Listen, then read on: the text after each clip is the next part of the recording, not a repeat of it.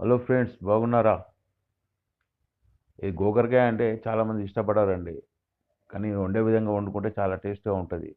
ఒక half KG గోకరకాయ, ఒక 10 పచ్చిమిర్చి, ఒక చిన్న కొబ్బరి తురుము, వీటితోటి నేను చేసిన విధంగా చేసుకుంటే చాలా టేస్టీగా ఉంటుందండి. పిల్లలకు ఓన్లీ క్లాస్ రూమ్, ఇల్లే కాకుండా బయట ప్రపంచం కూడా చూపించండి.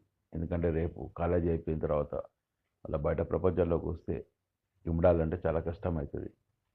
చిన్నప్పటి నుంచే బయట ప్రపంచం ఏందో అలవాటు చేస్తే భవిష్యత్తులో వాళ్ళు ఎలాంటి ఇబ్బంది లేకుండా ఈజీగా గెట్ ఆన్ అవుతారు.